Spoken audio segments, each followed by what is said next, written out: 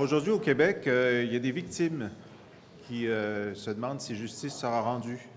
Il y a des victimes d'actes criminels qui se demandent si les responsables de ces actes criminels seront tenus responsables, auront un procès.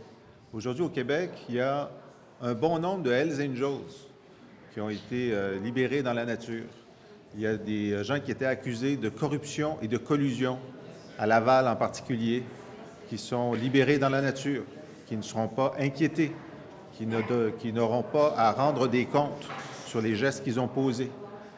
En ce moment, il y a une centaine de personnes qui pourraient être accusées, mais que les procureurs de la Couronne ont décidé de ne pas accuser parce qu'ils considèrent que les délais sont déjà trop longs et que le risque est trop grand. Alors aujourd'hui, au Québec, la justice n'est pas rendue comme elle devrait l'être. Et aujourd'hui, au Québec, les Québécois et les Québécoises doutent de la capacité de notre système de rendre justice, à tel point qu'on a entendu des témoignages ces derniers jours de femmes violentées qui disent « À quoi bon aller au poste de police? À quoi bon porter plainte? Est-ce que c'est déjà compliqué de le faire, mais est-ce que justice sera rendue? » Et on a eu un cas cette semaine d'une personne accusée de meurtre et qui, dans ses déclarations hier pour son audition sur la déportation, est allée assez loin dans presque un aveu. Et pourtant, il ne sera pas en aucun cas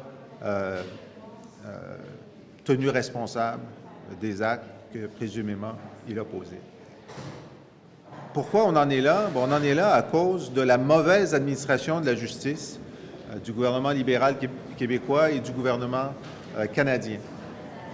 Depuis plus d'un an, nous tirons l'alarme. Depuis plus d'un an, nous demandons des ressources supplémentaires et Véronique, bien avant l'arrêt Jordan, disait qu'il y avait cette tempête annoncée et qu'il fallait intervenir. On a réussi à faire en sorte qu'à la fin décembre dernier, le gouvernement québécois investisse des sommes conséquentes, mais ces sommes ne sont pas suffisantes pour arrêter le processus de Jordan qui fait en sorte que des accusés soient libérés. Et dans ce processus, dans ce réinvestissement, il y avait un élément essentiel qui était la désignation par le gouvernement canadien de 14 nouveaux juges. Or, la situation s'aggrave du fait que le gouvernement canadien a décidé de faire partie du problème au lieu de faire partie de la solution et que la ministre de la Justice, d'abord, nie la nécessité de nommer ces 14 juges, refuse de nommer même les 6 juges dont elle estime qu'on en aurait besoin maintenant et reporte à la fin avril le début d'une conversation sur des actions que pourrait entreprendre le gouvernement fédéral ou non, et refuse même de rencontrer la ministre québécoise de la Justice, ce qui est quand même un compte.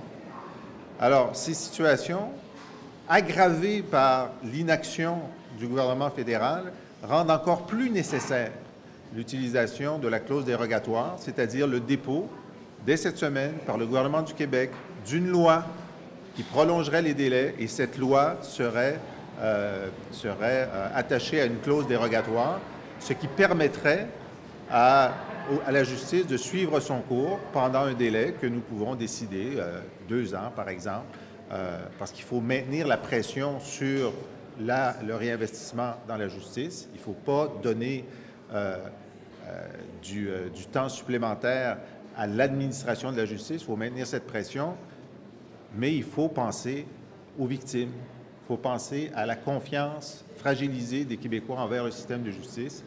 Et donc, aujourd'hui, on revient à la charge. On a entendu la ministre dire qu'elle avait des avis juridiques.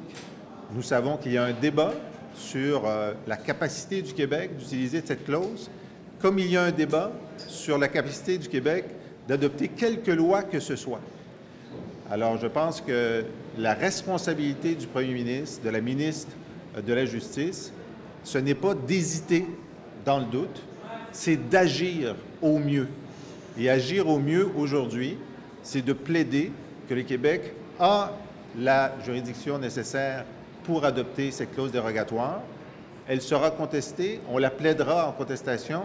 Nous sommes devant des mauvais choix à cause de l'incurie du gouvernement libéral, mais là où nous en sommes, au nom de la justice et au nom des victimes, il faut utiliser cet outil qui est à notre disposition, qui est la clause dérogatoire, et il faut le faire le plus vite possible, parce que le refus de l'utiliser va faire en sorte que chaque semaine qui passe et chaque accusé libéré sans procès qui passe sera libéré grâce à la décision du gouvernement québécois de ne pas utiliser cet outil qui est à sa disposition.